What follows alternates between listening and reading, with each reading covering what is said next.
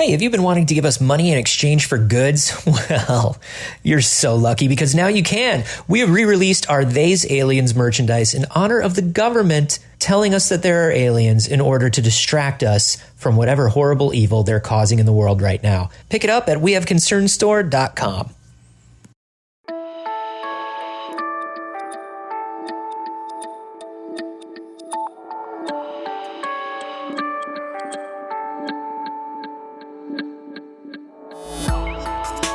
Well, maybe there is nothing weird about the door.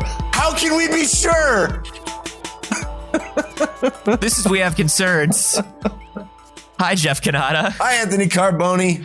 Hello, concerned citizens. Anthony, climate change. Jeff, no. There. What about that?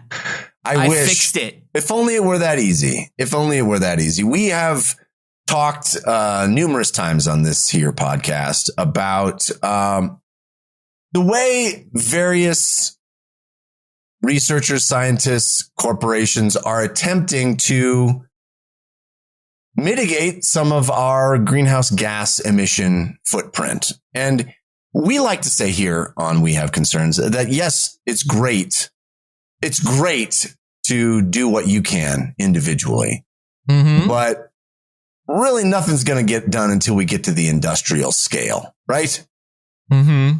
That's what we always say. Hey, you can't. Listen, carry your own straw. You want to carry your own straw? Carry your own straw. Carry your own straw. Hey, bike to work, love it, love it. Bike to work, but you know, there's a point at which it needs to move up the chain, so to speak. We need to be dealing with this problem at a level that is really causing the problem. Yes, individuals, do what you can. We're not going to argue not to. It doesn't not help. But we need to worry about this problem from a scale of the industrial level, because that's really what's causing the issue. Yeah, you can carry your own bag to the grocery store, but what happens when the Amazon Fresh that you're buying groceries from is Amazon and is, causing a huge amount of carbon and chemical pollution and landfill waste around the world? What happens when you stop Amazon from using a bag? Right. It's a drop in the bucket, and yes, if we get enough drops, we fill that bucket, and that would be lovely. But we gotta think about this problem, from an industrialized farming angle, from massive amounts of impact points, and one of those impact points is international shipping. The shipping industry accounts for 3% of global greenhouse gas emissions, which may not sound like a lot, but is a lot. Yeah. 3% change. We have concernstore.com. We do international shipping now. We do international shipping. This is how we're announcing it.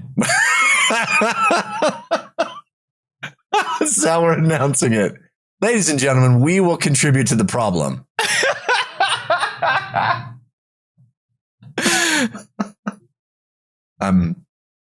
He's not wrong. We do international shipping, but we just put the store back up this week, and we will ship internationally. And so we are part of the 3% global greenhouse gas problem, which, like I said, doesn't sound like a lot. But if you could affect that, then you're making real progress. You're making real change. And of course, there are a number of different industries that all have, big footprints like that. But 3% is the global shipping industry. And that means putting stuff on boats, filling those boats with fossil fuels, burning those fossil fuels to get them around the planet. That's why we recommend ordering everything on our store at once. Yeah.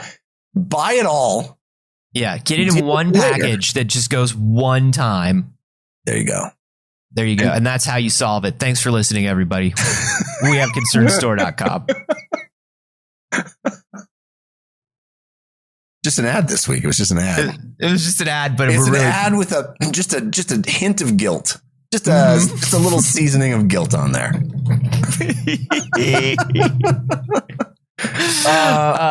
I mean, international shipping has become. I mean, you're saying like it's 3%, but also like we've been doing more and more and more and more of it. Like more things are being shipped to everybody's homes. More things are being shipped overseas. More things. I go to the store for less and less and less. Yeah. In my daily life, everything gets shipped. And everything, and we are a global economy now. So everything is, made overseas, shipped. It's a tremendous amount of fossil fuel being burned to just move stuff from place to place. Mm-hmm. And there are alternative fuels that have been developed and proposed. Fuels like green ammonia, which is in development now. But this is an expensive alternative to fossil fuels. It's going to take a long time. People are suggesting it could take over a decade to really deploy them at scale so that the international shipping industry could use greener fuels. And so there are people thinking about what we can do now, what we can do immediately, how we can retrofit existing ships, cargo ships, to not use so much fossil fuel. And I like the sound of that. Yeah, this is a story that was sent to us by our buddy, our man, Z Mansfield. Z Synergy Mansfield. Wow. This guy. Synergy. Always there. Always doing it. All the time. This is an interesting story about a company that is called a new French company that was founded by some fellas folks that used to work at Airbus. They founded a new company called Airseas. This is a company that's developing a new technology to try to offset. They say they can offset the fossil fuel consumption of cargo ships by an average of 20%, which is a pretty big deal. Well, immediately. That's huge. Yeah. This is immediately, and it's something that we could deploy onto existing ships. So you can retrofit any ship to use it relatively simply, not terribly expensively. And Anthony? Yeah. It's a kite. You're going to put kites on ships. Kites! Now, Jeff, I'm looking at this picture of a kite pulling a large cargo ship. Yeah. It's exactly what it says on the tin. I appreciate that. Jeff, I have a question for you. Mm-hmm. Did this company just invent the sailboat? Now, I had the same thought. I was like, haven't we been using wind to move cargo ships since there were ships? Since there were cargo ships? I'm looking at the pictures in this article, and these are sails. Yes, those are sails, but they're talking about using kites. Now, we have had obviously sailboats since there were boats. People were like, You know what? This whole wind thing could really push this boat along. Mm-hmm. So a number of interesting distinctions here. Firstly, I just had a thought. Let me know if I understand one of the reasons it's better. Okay. Kite higher, up higher, more wind. Yeah, that's absolutely accurate. Yes. So let me just paint the picture. If folks aren't watching the video feed, if you're not a patron and you don't have the video version, or you haven't clicked on our link that's in the show notes, this is not a kite like like Benjamin Franklin was flying in the storm. This is not your diamond shaped kite. This is like when you go to the park and you have a diamond shaped kite, but then that one guy has the cool boomerang shaped kite that's like all the different colors, and he's doing things where he's like swooping it and looping it, and you're just like, I want a kite like that. And your mom's like, my dude, you had no idea what to do with a kite like that. if you can get this weird diamond shaped Spider-Man kite that I bought you for $5 up into the air, we'll talk about getting you a better kite. If you can actually spend more than 5 minutes before you just give up and walk away as this kite lays broken and ignored on the ground, then maybe we could talk about getting you a parafoil. Yeah. Yeah. This gentleman has devoted his life to kites, and I don't think you're ready to do that. Yeah. That's the kind of kite that's on this ship. And it's huge. If you've ever seen a kite surfer, you know, like, or on Instagram, perhaps, possibly, because you stay in all the time and all you know from the world is what is the little window on the phone that shows you, you know? Sure. Kite surfer, they call it a parafoil. So parafoil is that arched kite look that is made of individual cells, you know, the little bumps, the ridges that are all looks like a flying croissant. Does look like a flying croissant. Yes, which, by the way, my favorite 18th century circus act. Delicious. So this is that, but just way bigger. This is a 1,000 square meter parafoil kite that can be deployed off the front of a ship, 300 meters above the water. So you are absolutely correct that sail height, like regular sailing boat ship sail height, the wind is not as fast, is not as powerful as 300 meters above the surface of the water. So you're actually getting better wind higher up because you got this kite that's attached by long cables that's way, way, way higher. So you're actually getting that sick extreme wind, you know, like that really sick. So cargo ships can now do like tricks. Yeah. So if you see a cargo trip do like a front side air, you know, or like a sick 720. That's probably name a third trick. It's probably this Airbus. Name a third trick. A handstand. Yeah. Nailed it. Now this makes me think of a lot of things, Jeff. Number one, this kite's good, but this tells me we should have been using more sails all along. Yes. We already had sails. Like, I understand that the engine is good, engine is fast. Yeah. But sails could have been helping a little bit, maybe. We should have put more sails on well, we had all boats. that fossil fuel lying around. You know? It was just laying there. They're like, we could build a sail and like have a bunch of dudes, you know, moving ropes and like twisting it around and trying to find the direction of the wind. Or we got all this stuff laying around. We could just burn that. Just burn it. Just straight burn it. And no one saw a problem. Everybody was like, let's burn the Bernie stuff. Because all that happens is that the black smoke goes up, and then we don't see it anymore. So no, black smoke disappear. Go away. Up. And so I feel like we should just do that.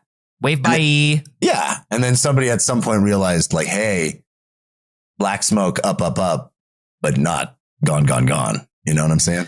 Yeah. Also, I love the idea that on a ship this large with the technology we have, it would still just be like bros running around tying knots. Like it wouldn't be, you know, some sort of like not robots. What do you want? Just some sort of, you know, like, don't we have like rigid sails and like computer controlled sails and things like that for large ships at this point? Have you ever seen, what's this? Instead of having 100 men on a giant sail running around tying various knots and pulleys, getting knocked overboard? I feel, and this is something that I've learned from film and television, anytime somebody is doing anything with a sail, at least one person gets knocked overboard. That's true. The sail, if somebody goes, oh no, and then the sail swings around for a reason that is unknown to the audience. Like, the audience doesn't understand enough to understand why the sail is out of control ever in any of these films. And it swings over and it hits a guy, and the guy goes flying overboard. And they're like, oh no, man, overboard. It's too late. We got it. And it's like, no, we got to turn around and get him. But the sails. And like, in the audience, we're just like, what about the sails? Yeah. You still have not explained the sails to us. We understand sail go up, sail collect wind, but I don't understand what the problem is with these sails. You ever watch Master and Commander? I'm just like, fuck, what is the problem with these sails? Yeah. Well, again, Master and Commander took place, before there was any technological advantage. But if they had a kite, if Russell Crowe had a kite. Oh, give Russell Crowe a kite. Can somebody please? Audience understands kite. Get it. Here's a big question that I have with regard to the kite situation, Jeff. I mean, I have two questions. I still think number one, kite is just sail. I'm glad it's up there higher, but and then number two, is it hard to get kite up there?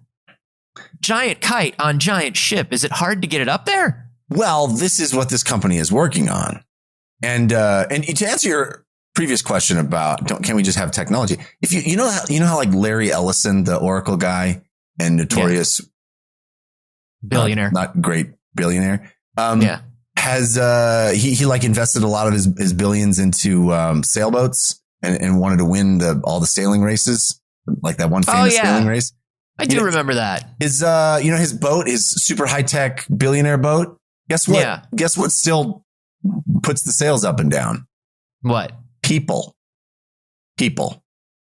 So I don't know. I don't feel like there is a technology for a traditional sailboat that we've invented that stops people from using ropes. You know what I'm saying? I think that's as far as we got. That's fucking stupid, dude. Because that tells me that what we did is we invented engine. Yeah. And we went, fuck this noise. Yeah, we literally stopped working on the rope problem. We were like, we got an engine. We don't need to progress the canvas rope pulley system thing. We're gonna put that on hold. That's dumb as hell. That was dumb as hell of us. Well, we could be using computer controlled sails right now, which there have to be computer controlled sails. That's what this is. That's what these French dudes decided to do. They went, we're gonna make sail 2.0. And by sail 2.0, I mean that sick kite surfer dude. Basically that. Yeah. We're going to put that on a cargo ship, just a much bigger version of that. And so down at the bottom is a large robot in short shorts. Yeah. With a headband that's just doing sick tricks with this kite. They're like, go Bladebot. Bladebot, go. Hey, Byron, did we need to put nipples on the robot? Yeah, we did. We absolutely did. Why wouldn't we? Have you seen that robot is Blaine. It's a kite surfing robot. It has to have nipples. What's the issue? That's how it feels the wind. That's a sensor array. The areola, that's a sensor array. That's a sensor. We based it on naturally occurring things that happen. This is where we are using technology that nature has already created. The nipples are already the most efficient way of sensing when the wind is too much. Yeah. He also gets robotic goosebumps and also has robotic leather fingerless gloves because he's sick as hell. He's sick as hell. Also, we put in a voice modulator so that it can say, "This is sick." Because it sounds like some of us need a reminder. And that someone's you. It sounds like you need a reminder that this is sick. And I can't be here all the time to remind you. So Byron, Blaine's going to do it. So this is that. I mean, we joke, but this nipple is robot? That. This is a deployable kite, giant parafoil that it is launched out the front with a foldable mast, so it can be tucked away when you're not using it. Because, like I said, this still does depend on the direction of the wind. If you're driving your boat into a headwind, any sail, any parasail, it doesn't matter. Nothing's going to help you. If you have to go that direction and the wind is going the opposite direction, it's not going to help you. However, so you would fold it away and you wouldn't be using it at that time. Right. But if you like are a sail. right. But if you are going the right, so this thing will like shoot this thing out from this foldable mask, go, shoots it out into the sky. And how does it shoot it out? Like that. Oh, okay. Yeah. And it's controlled. You don't have any details about the mechanism or anything that does it. It just says it shoots it out. The CNN article says launched via a foldable mast. It just launches. Okay. It launches, Yeah, great. Some sort of cannon, I'm guessing. I love that. And then it has, beneath the kite, it has this box which has autopilot software on it. So it literally is controlled via software. This is a high-tech kite, baby. And then there's 700 meter long cable that sends data down to the ship so you can get your wind speed and all the stuff that you need from the kite and know how you can best utilize the kite. It sends data down to the vessel. This is super high tech. It's like a robot is autopiloting your kite as it literally pulls this massive cargo ship through the water. Now, the coolest thing about this, Anthony, the plus one, the blow your mind, this is why it's better than a sail, is that what they have figured out, because and the reason this thing has all the technology on it is that it doesn't just hang out 300 feet or 300 meters above the ocean and pull you, like a big parachute. It's doing figure eights in the air. Like the guy at the park. Like the guy at the park.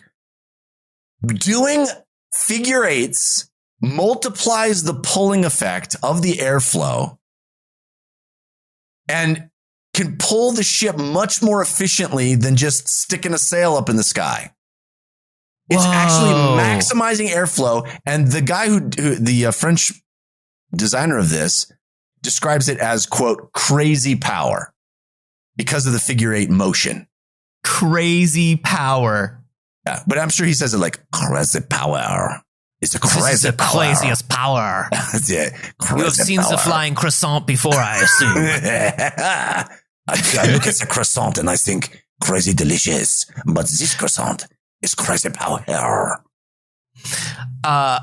Okay, I'm back in. Right? This is awesome. I'm back in. Doing figure eights. 300 meters up, the wind is 50% more powerful. Doing figure eights maximizes the pull from the wind at that height.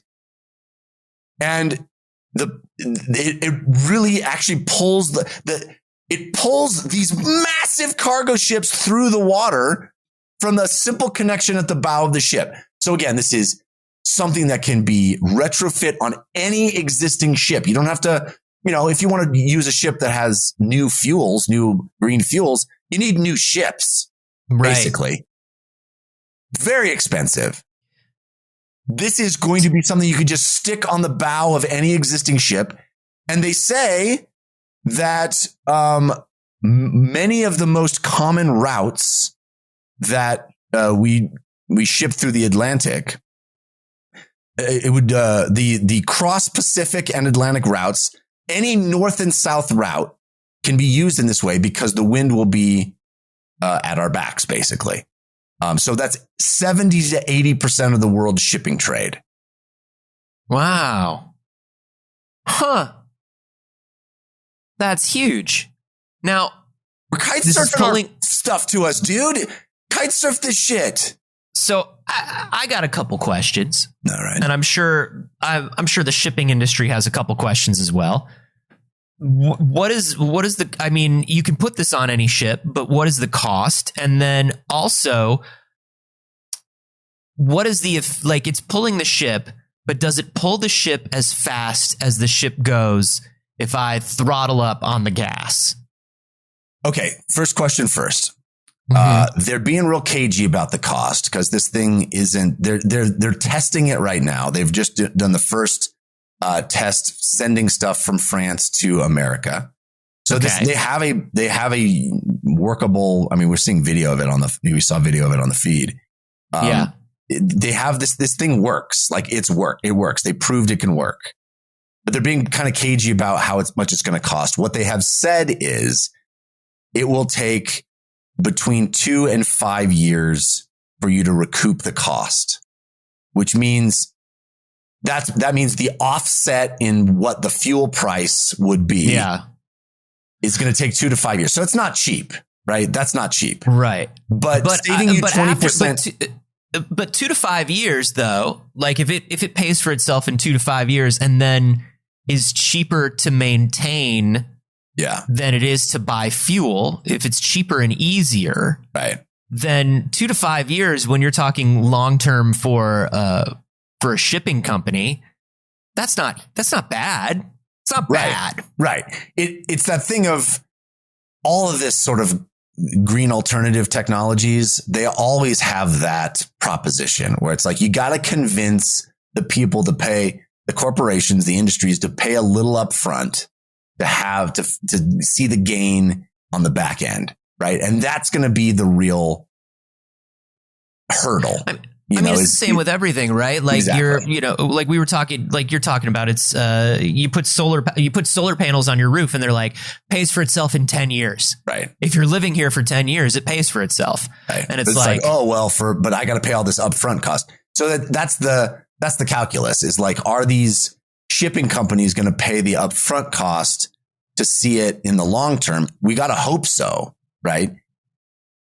They've already gotten a big $2.7 million funding grant from the EU.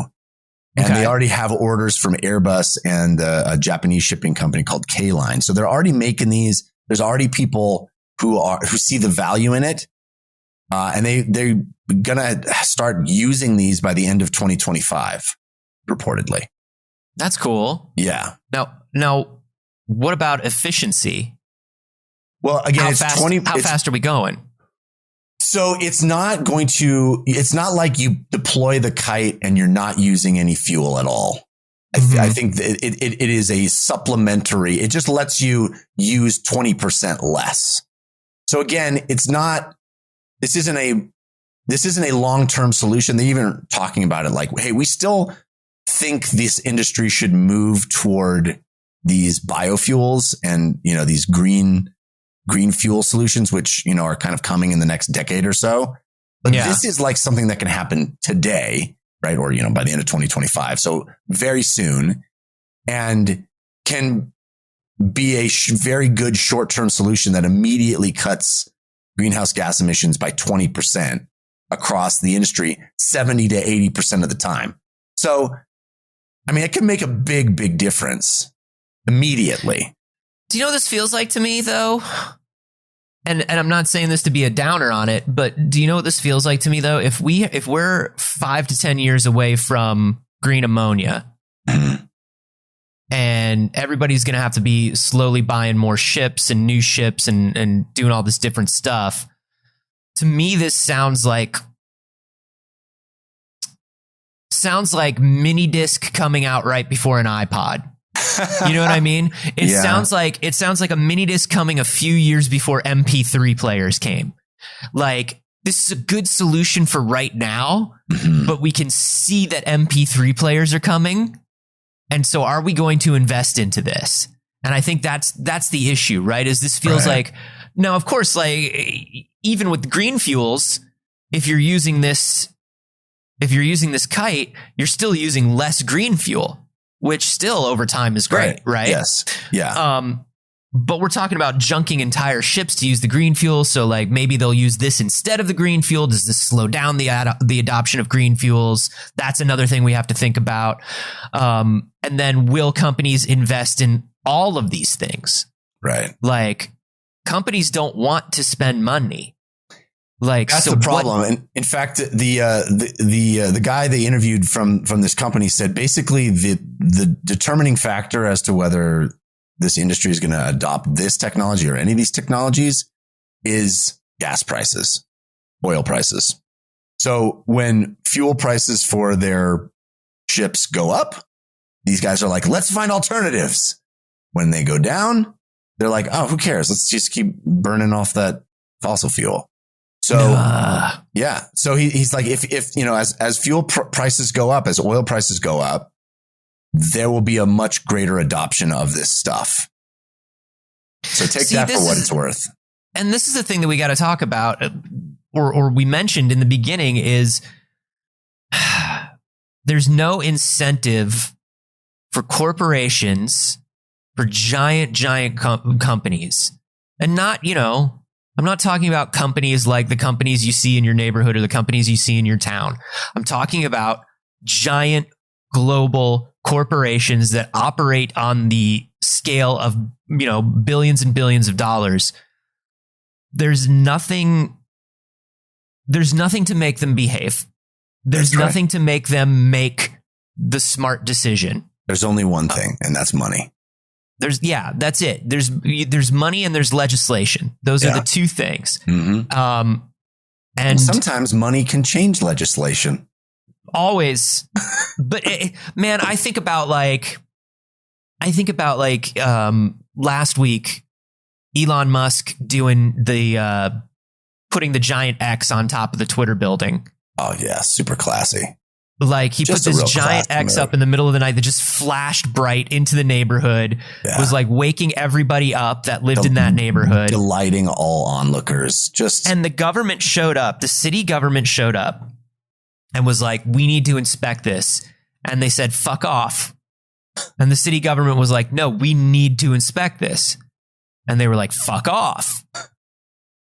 And so the city fined him, and the fine was something like $750. Yeah, for not letting the inspector up there. And that's got to sting. You know, that really has to sting when a guy wakes up every morning $50 million richer if he doesn't do anything. You know, like it's like the people that are striking outside of Universal Studios right now. Like the writers and the actors are striking. And so Universal is just doing all these crazy stuff. Like they cut all the leaves off their trees outside. So the people had no shade to strike in. And it's 100 degrees outside in LA right now. And the city said, hey, you weren't supposed to trim your trees. You didn't have a permit. And Universal Studios went, oh, no, we didn't? Well, what happens now? And the city went, well, you're going to have to pay $250. Yeah, that's got to sting. Like I said, got to sting. Got to sting. And then the studios pulled up the sidewalks outside of the studio. And they were like, oh, we had to do construction to renew the sidewalks. And so now the people show up to strike, and they have to strike in the street, and they're not allowed to strike in the street. So the police show up and tell the strikers to go home. And it's like, when people have infinite money and the punishments for them have to be proportional to that. If you're going to make legislation right now, there's nobody that can legislate billion-dollar corporations on the scale that they need to be legislated because it can't just be fines. Yeah. And so when you have with something like this, it's like you're talking about the price of gas goes up 3 cents a gallon, and these guys go into a panic because 3 cents a gallon over billions of dollars of a business is a lot of money. And so they go, what do we do to save that money? Yeah, put a kite on the ship. I don't give a fuck. Right. Just whatever saves the monty. And then it goes down 3 cents again, and they call everybody up and they go, cancel the kite idea. We don't need it. Right. So like, what do we do to get people? Like, I love that there are two. So Airbus already bought it because these guys used to be Airbus. And so they're doing like friendly stuff. Right. Which is cool. Get this stuff out there however you have to get it out there.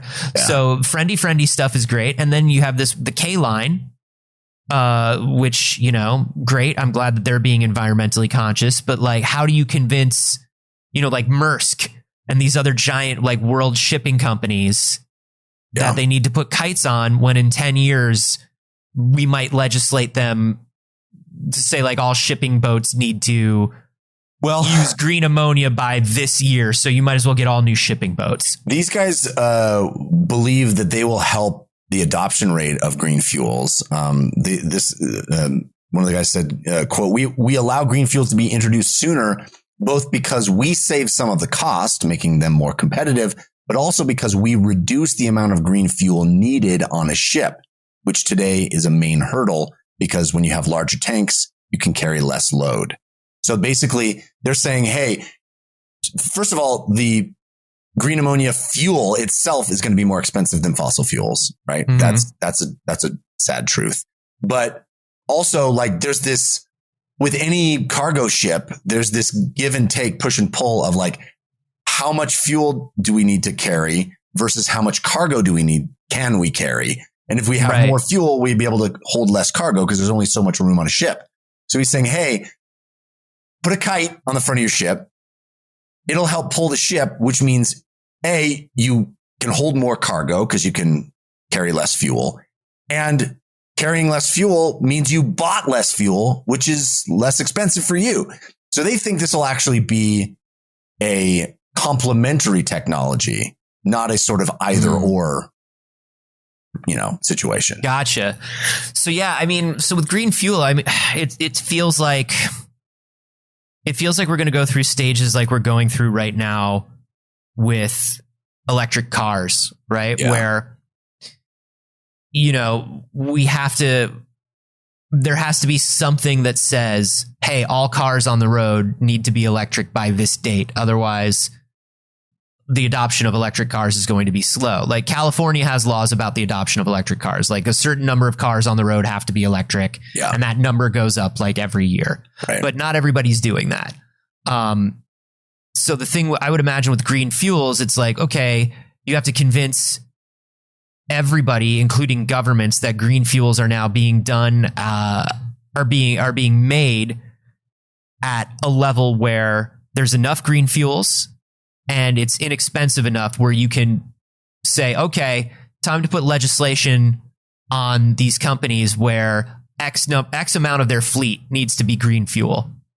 But to me, that sounds like something that is, when we say green fuels will be ready in 5 to 10 years, we mean from the science perspective. This tells me that, like, from the business and industry perspective, we're maybe 40 years out from green fuels. Oh, gosh. Do you know what I mean? Yeah. Like, because you'll have to convince these companies, like we're saying, to take it on voluntarily. Yeah. I don't know. And there may be legislation around it too. I don't know that. But I would imagine that if there is legislation, the legislation is going to be something along the lines of X percentage of your fleet needs to use green technologies. Right. Which means it's that slow, steady ramp up, which means like we're 40 years away, something like that. I fucking hate gasoline, dude. It does seem to be a problem. How sick would it be if you're standing there, if you're at the port, the port of Long Beach or something, and all the ships are coming in. Where I am all the time. Yeah, you know how you hang out on the pier at the port of Long Beach? Everybody loves to just go to, if there's one thing people do in LA, it's they drive to the port of Long Beach just to watch shipping containers. Yeah. You know how Saturday, you'll just do that, Oh, and all the kids say, take me to the port of Long Beach. Yeah.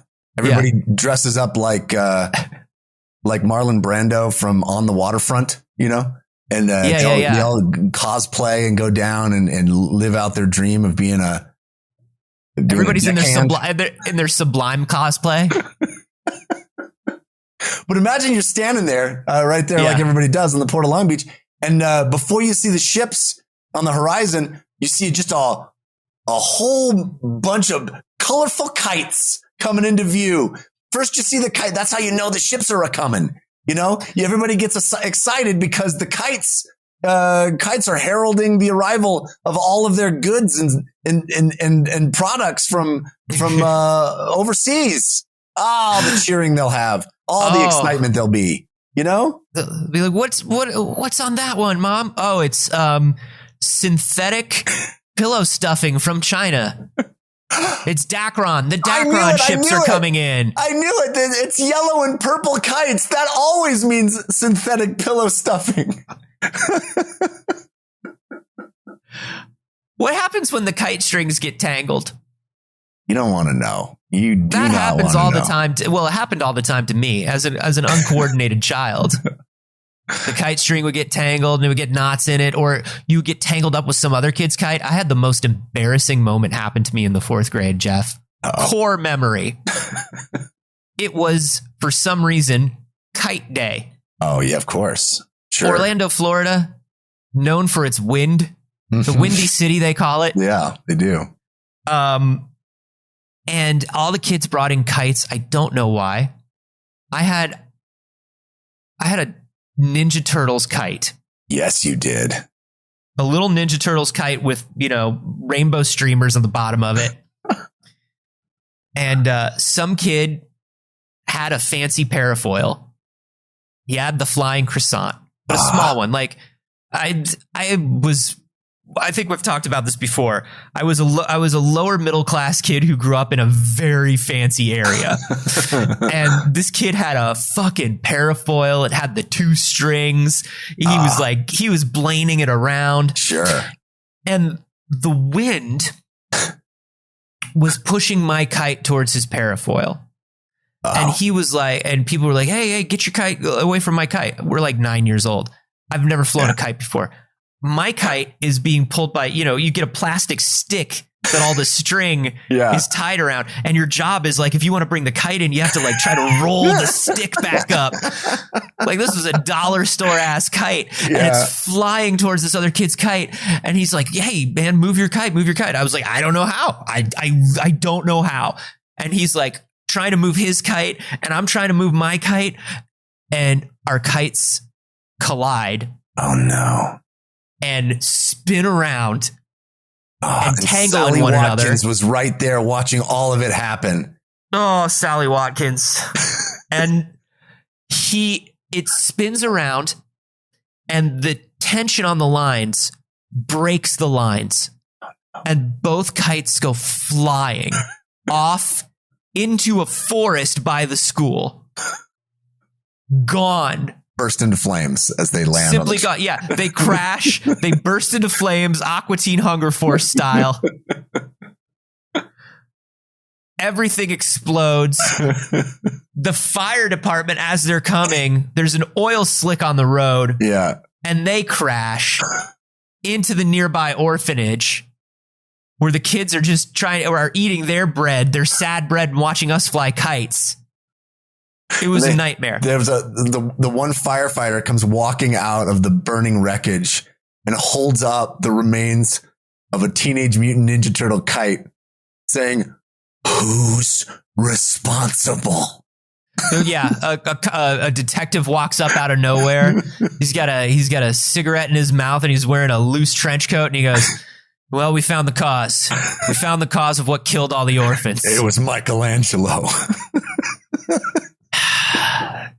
Turns out it's not always cool to be a party dude. Hey kids, next time you want to cowabunga, maybe you should think twice. As the kites flew off, everybody got mad at me because this was a cool kid with a cool kite. Your fault. Yeah, he was a cool kid with a cool kite. Yeah. He started telling me how expensive his kite was, which means his parents told him how expensive his kite was, which is a weird fucking thing. Yeah. Yeah. Which means his parents really like drilled into him. This is the fanciest kite we could get. This is a $200 kite or whatever it was.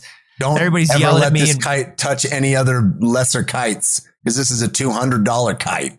You remember, you're the flying best. It anywhere near those crappy Teenage Mutant Ninja Turtle kites. It was bad, man. It was bad. And the kite day was terrible. And I haven't hated kites ever since, but I'll tell you what, I can count the number of times I've tried to fly a kite in my life on one hand with one finger, probably. And I'm sure I probably tried to do it again, but I don't remember. Sweaty palms. Some kind of weird PTSD. Mom spaghetti. Well, yeah. So you're saying that, but with giant cargo ships attached is the problem. I'm saying kites, string break, kite get tangled, Kite, not always great. I mean, there are problems with kites. Fair point. I'm sure there is the potential for that problem. And what if the other ships make fun of you? I do like the idea of a giant cargo ship just sailing behind a Teenage Mutant Ninja Turtle, just make it Jeff, happen. If this becomes widespread, that selling advertising on a 200-meter kite. Oh, it's 1,000 square meters. It's 1,000 square meters. 1,000. I'm sorry. It was like 300 meters in the sky. Yeah. Okay. Yeah. So 1,000 meters, Jeff, the huge advertising that will be done on these kites. Why don't this guys talk about that? Because that pays for itself. Talk about 2 to 5 year payback. Not if you got, if you got the Staples or, I don't know. Or a Ninja Turtle. Budweiser. Teenage Mutant Ninja Turtles Mutant Mayhem in theaters now. There you go. So and you're advertising to all the audience of all the people standing on the port of Long Beach watching the ships come in. You got your built-in audience right there checking out your advertising. We have concernstore.com 1,000 meters wide. Oh, man, we got to look into that. That can't cost that much, can it? No, please. It only took me 3 years to set up a website. How hard could it be to advertise for it? What? We are going to get so much word of mouth on our kite advertising and also offset our guilt for using international shipping, which is really, it's just 2 birds with 1 stone is what that is. Honestly, don't worry about it. Just order shirts. Order shirts in bulk. Yeah. If I had to give you to assuage our guilt. Yeah. If I had to give you any advice about how to live responsibly and ethically right now, I'd say, shh, baby. Shh. Don't worry about that. We also promised that all of the inks we have used are mostly non-toxic. And we also promised that all of the inks are ink. All of the inks are colors. And all of the shirts are clothing. But seriously, you're going to look great in the These Aliens hat, That's right. You're going to look great. That's absolutely right. I think this is wonderful. I mean, as much as I'm kind of like trying to poke holes in it, which you shouldn't do to a kite because they need to stay airborne. There's one thing about a kite you shouldn't do. But as much as I am kind of like poking holes in this thing, I love every single little thing. Right? Because they all add up. And as long as people actually implement all these little things that add up, it's a big deal. It's a big deal. Just somebody thought of fucking Kitesurfing Cargo ships. That's rad. That's rad as hell. Doing figure eights, just doing figure eights through the ocean. Just come on. We need to move from our cyberpunk era to our solar punk era. Yes. And this is one of those things that is very solar punk, and I love it. Oh, 100%. Yes, I love it. I agree.